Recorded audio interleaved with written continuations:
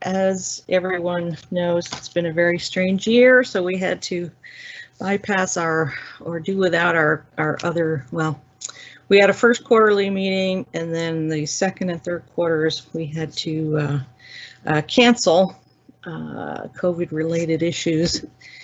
But we're glad to be able to be back and provide some information flood-related.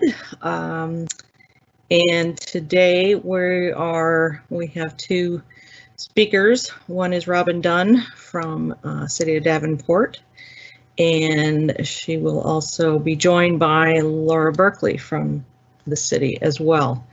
And they're going to update the flood study for us, or give us an update on the flood study, and talk about creek remapping and flood mapping changes. And on your screen, you will see the bottom, the last bullet is contact information for Cindy Winckler. She has agreed to be our Iowa legislative liaison. So we are working on getting her counterpart in Illinois, or we haven't nailed that down yet, but we're trying, getting there. So I wanted to get that out there, and feel free to contact Cindy if you are in Iowa, and we'll hopefully have an Illinois contact soon. So I am going to turn it over to Robbin Dunn, and you can go ahead and start sharing and unmute and get started here.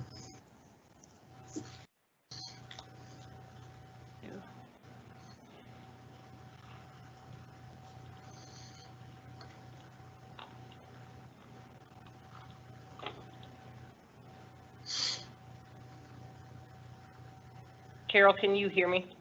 Yep. Mm-hmm. I wanted to make sure, because and okay. We're seeing your screen. Yep. So you're good to go. Okay, good deal. So yeah, City of Davenport, we are currently in the process of a flood study. After the floods of 2019, the mayor at that time convened a flood task force. One of the results of that was the recommendation to have a flood study conducted. Numerous meetings in the spring of 2020 resulted in the letting of the contract for the flood study, and really just kind of giving everybody kind of an overview of what's entailed with the flood study, what our timeline is, and those kinds of things. So timeline, we basically started with data collection beginning in July of 2020. Operations has had several meetings with the consultant, which is HR Green, along with partners at Sasaki and Shive Hattery. We've had operational meetings, a lot of sharing of data, a lot of data analysis going on in the background. A lot of on-site examination of conditions, that kind of thing. So data collection, we're really looking at probably wrapping up towards the end of December here. The other piece of that is stakeholder meetings, and stakeholder meetings wave one was really intended to get an idea of what our stakeholders envisioned for the riverfront and what they experienced during flooding.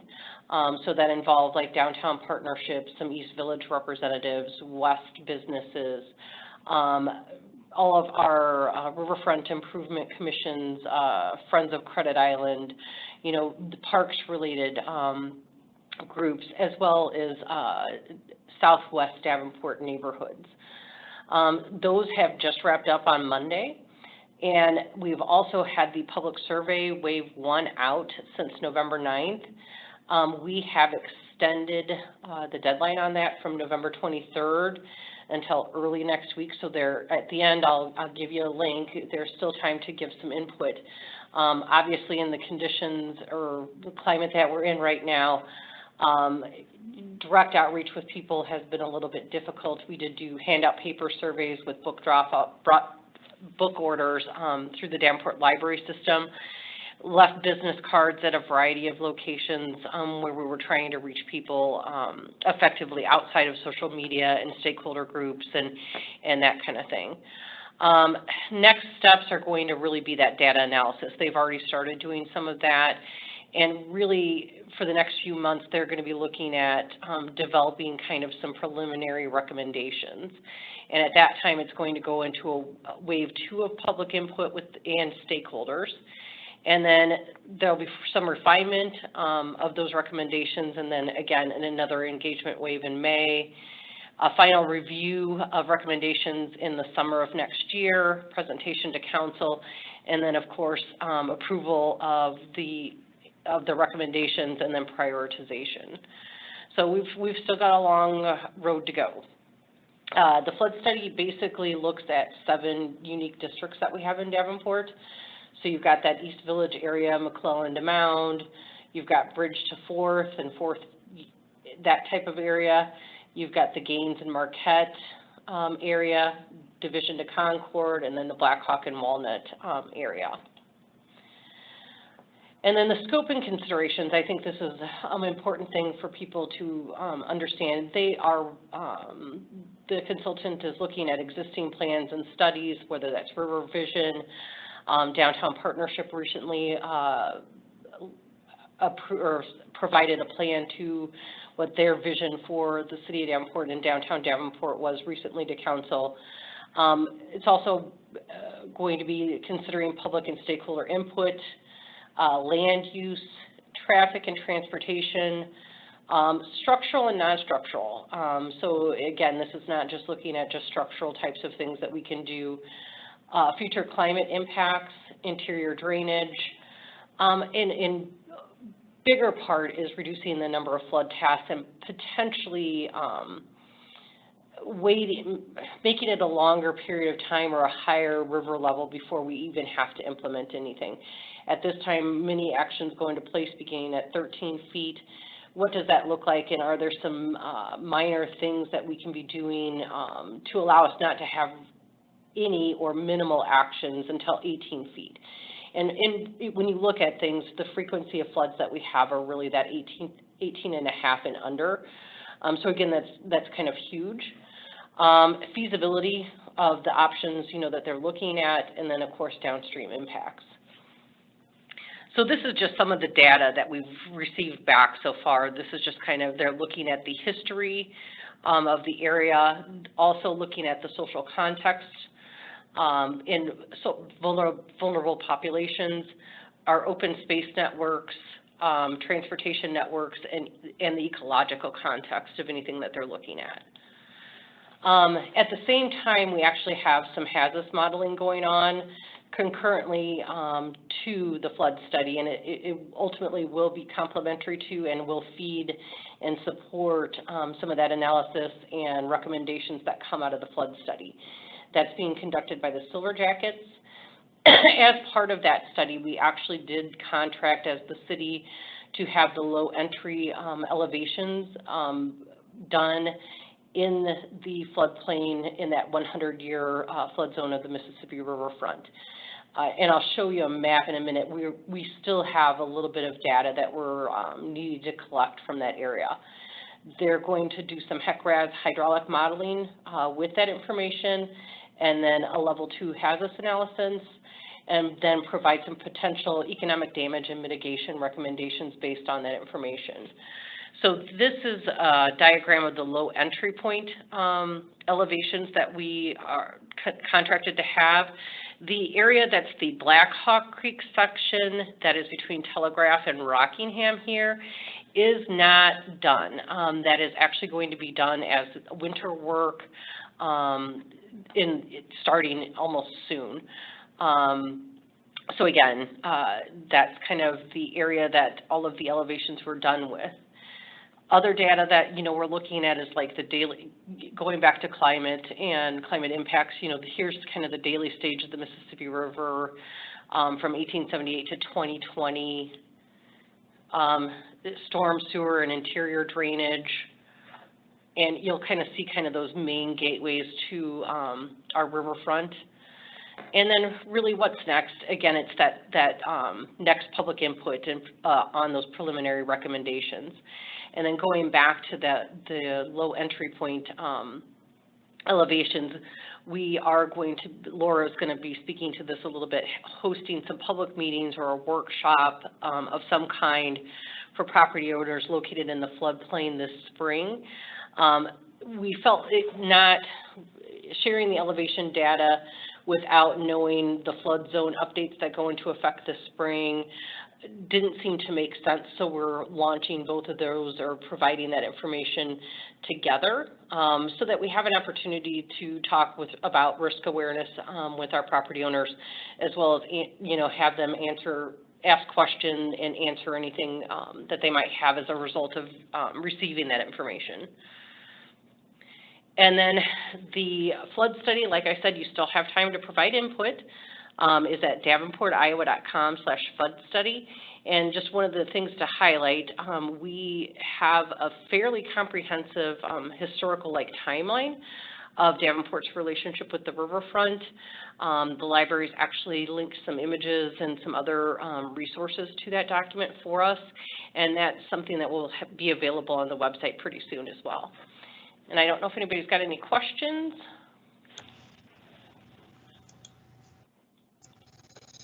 I do not see any at this point, Robin. Okay. I don't see Laura. I'm just trying to get out of here. There we go. And get back to where I'm supposed to be. Okay. So Laura must not be on. So let me go grab her real quick. And then I'll go ahead and, oh, there she is. Okay. Yeah, all kinds of challenges these days. Whew. All right, so next up is Laura Berkley. We were kind of strategic about this so that we didn't have to wear a mask the whole time. Not so muffled. Very good. Okay. All right, Robin, if you do you have slides to share also? I'm sorry, well, Laura. Do you have slides to share? So we're still sharing, I see. Okay, yes. So PowerPoint. Okay. Then go to your end. Perfect. Okay. And you can do from current slide. Perfect. Okay. Yeah. You want to open up your links too? Are they not open anymore? Yeah, they're open, but you have to exit out. Yeah. Okay. And they're just here? Yep. Perfect. Okay. Thank you. Yep.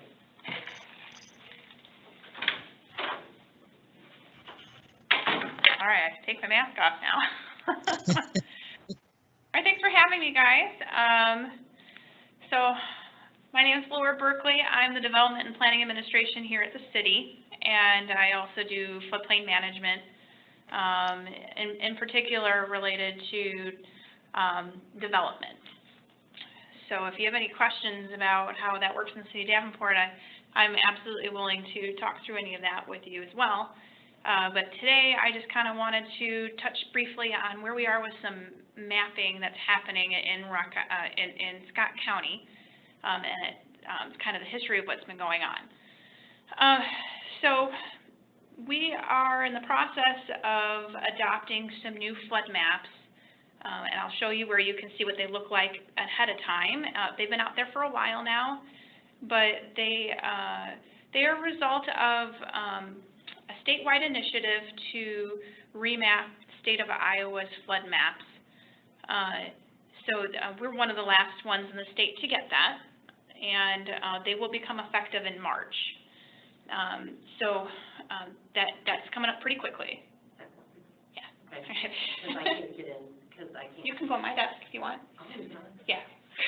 Sorry.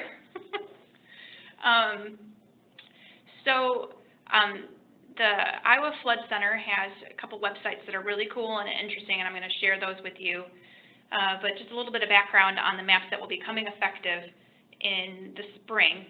They are There aren't a lot of changes to them in Davenport themselves. There are more changes to them. I know in unincorporated areas of Scott County in particular, they mapped a lot of the tributaries into A zones, so there's no elevation-related information in those mapping areas, but they are reflected on the new flood maps. In that process, they identified some areas that needed further study, and I'll talk about that in just a minute. But first, I wanted to share those websites with you. So, this is the first one. As I mentioned, it is the Iowa Flood Center. They provided this. It is... Laura, yes. Laura, sorry, you have to select your other... On my other screen? Yes, to share that one. Okay. Should have a share button on the, or stop sharing and then share. Can you see it now? There we go. Yep. Perfect. All right. So this is the Iowa Flood Maps website, and we can share that link for you. And it shows all of the flood maps as they will be effective in March. So you can search by address. So let's go to City Hall. And obviously the City Hall is not located in a floodplain, but it is close to the riverfront. I can see it. It's got the... Are you... Can you see it, Carol? Yep, looks good. Yeah, there. Is that the one you're on right there?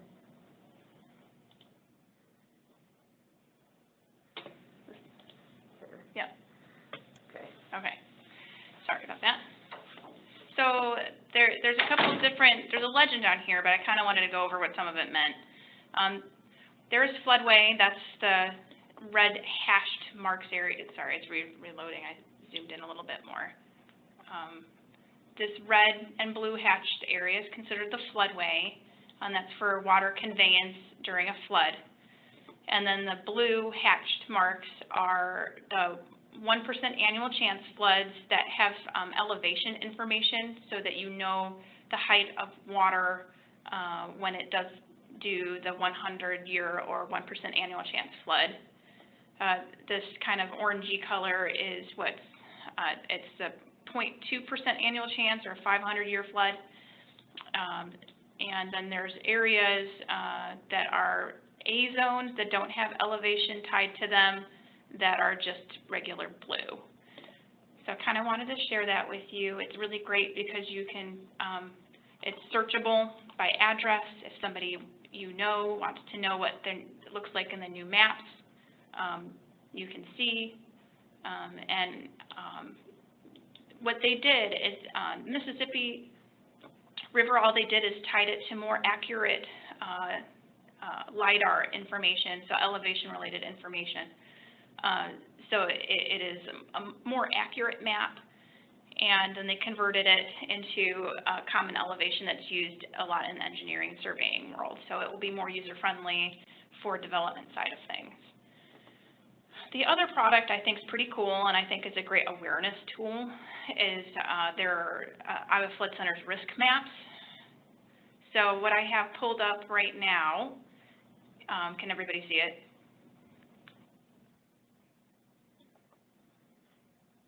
I hope you can. This is called a depth grid, and it is searchable by address, just like the other one.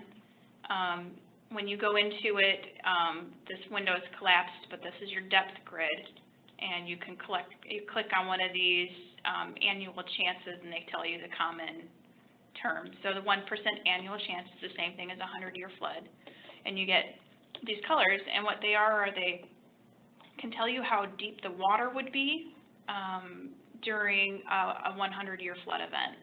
So just kind of a common area that people saw in the news a lot was over in downtown Davenport. So just to give you an idea of, and I feel like this is fairly accurate for what happened when the Hess fell.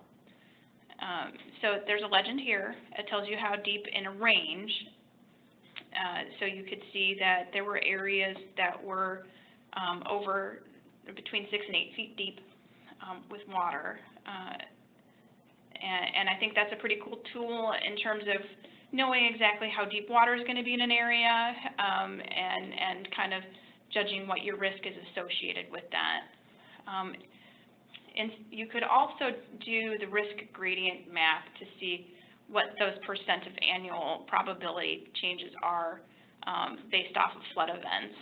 So you can get an idea of how likely an area is to flood, and because when you look at just a regular flood map, it's a 1% annual chance or 5%, you know, you don't see the range of probability in there. So I think this is a pretty cool tool to show you the ranges of risk associated with the floodplain. Okay, and then there are some other tools in here. I haven't used it. There's some scour-prone areas if there's a lot of erosion as a problem with some of the floodplains. So that's something you guys can look into too. And other than that, the other update I have, and let me go back to sharing the screen. Oops. Share this one. Okay. You can see my PowerPoint again. So when they were doing the flood updates that are going into effect this March, when they were reviewing that hydraulic and hydrology study, it did not meet FEMA's standards and couldn't be accepted for the new maps. So they, so any of the areas on the creeks in particular that had that hydraulic and hydrology study needed to be restudied. And they did it, instead of holding off all of the mapping, they did it in a second wave of study. That is ongoing right now. They've actually completed their hydraulic and hydrology study and the modeling associated with it, and they're beginning to share with local officials for them to start their technical review for anything that needs tweaking. So that has just started, that piece of it. They will be hoping to release the next round of flood maps this spring, around April of 2021. And it's a long process, so it would probably be not until 2022 until these maps become effective. So what they did is they completely restudied, they remodeled, they took new cross sections. There are areas in the flood maps where the center line of the creek doesn't match what's actually there.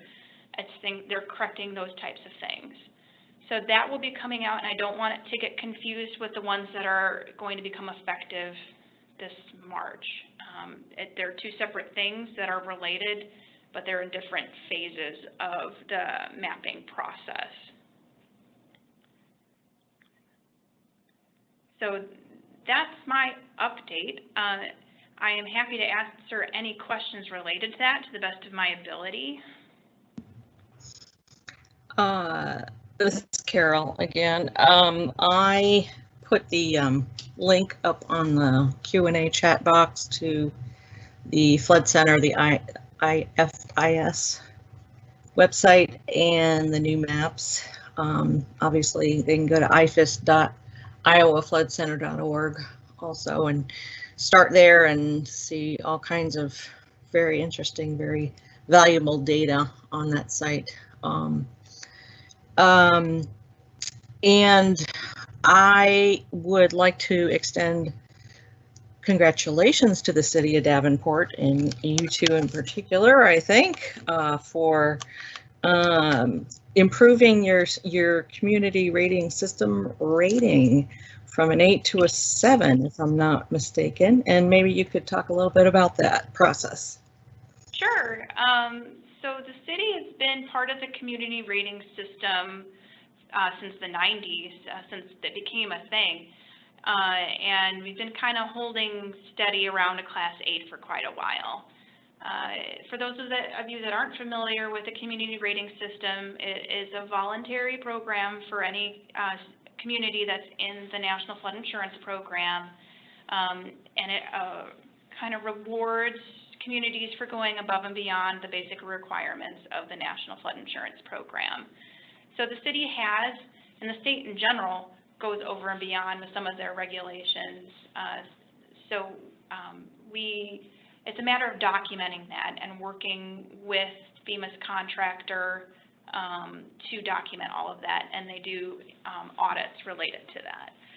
So when we went through our 5-year audit in 2018, we discovered how close we were to becoming a Class 7, and so we made a few more preparation documents associated with communication in times of floods, as well as did a flood insurance analysis to see where flood insurance policies are and what levels of insurance are out there, and shared that with our city council, and that helped us get into the point system that we needed to get into that Class 7. And so that was effective October 1st, and so what that translates to is those people that are getting their flood insurance through the National Flood Insurance Program, if you look at your actual statement, you'd see a 15% discount on your premium, your flood insurance premium. So it's a direct benefit to those in the floodplain with flood insurance, and that you can see in your statement. There are about 500 flood insurance policies in the city of Davenport that do benefit from that community rating service discount. So we're pretty happy that we are able to provide that documentation for things that we are doing, and we hope to keep working towards that Class 6. Part of that is pausing until the full sets of maps come out so that we can do more detailed work. Great. Well, that's great to hear, and it's good to know that you all are continuing to work toward a lower rating, which are a lower number rating, but that is a better ranking. And each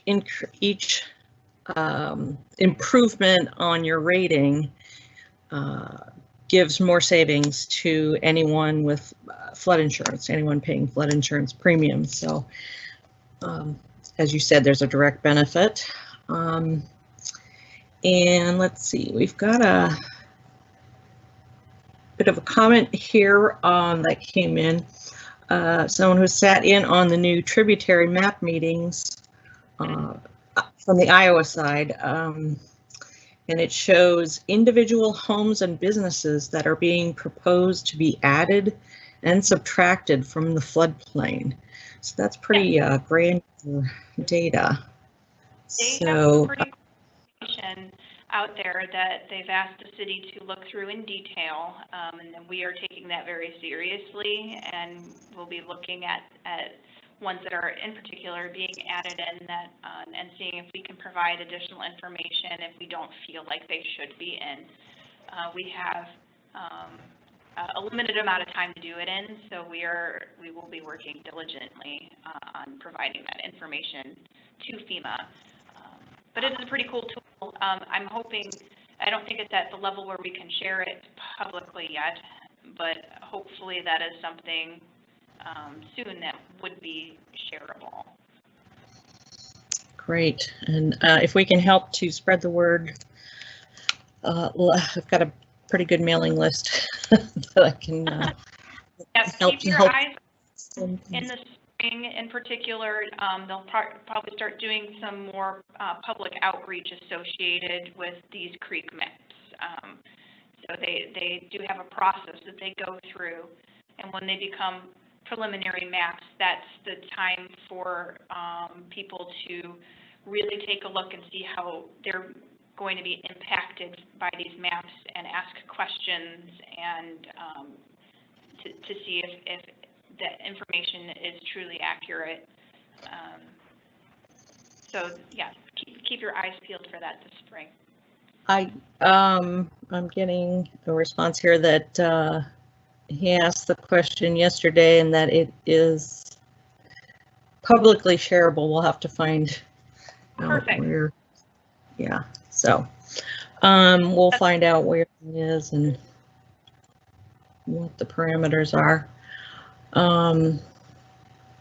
And just a question that I had is, Davenport's doing any other flood buyouts of properties? Is that anything that's on the plan? It's something on our watch list. We are waiting for some results related to this flood study, as well as our partnership with the Army Corps Silver Jackets for some the modeling that Robbin mentioned, and we'll use that information in our decision-making process, how to move forward on buyout programs. Because I think there are still a few buildings that are on 2nd Street, even that I don't think the tenants have returned. So we're just kind of curious whether those were perhaps targeted for that. We haven't set up any new targeted areas yet. Okay, great. Jumping the gun. Okay. All right. Okay. I am going to put the call out for the final call for any questions. And I am going to put back up my my slide here.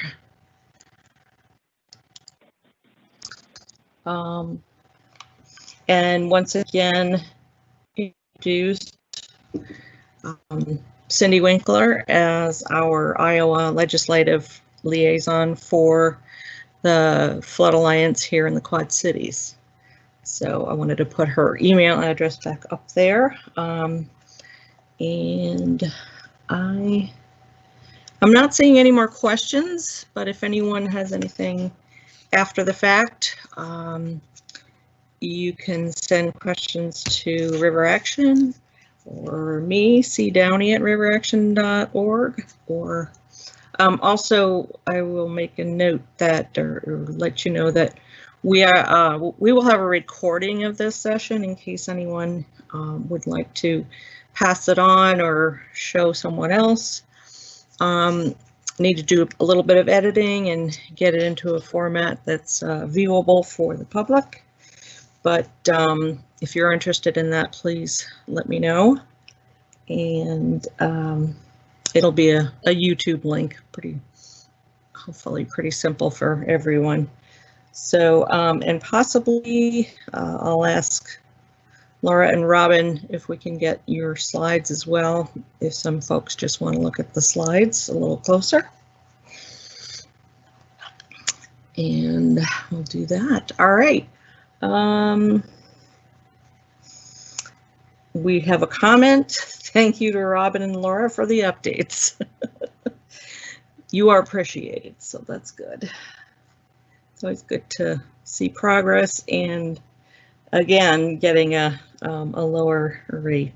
An improvement in the CRS rating is great news, and I'm sure you'll keep plugging away at that to get down to a 6 and more, hopefully. All right, I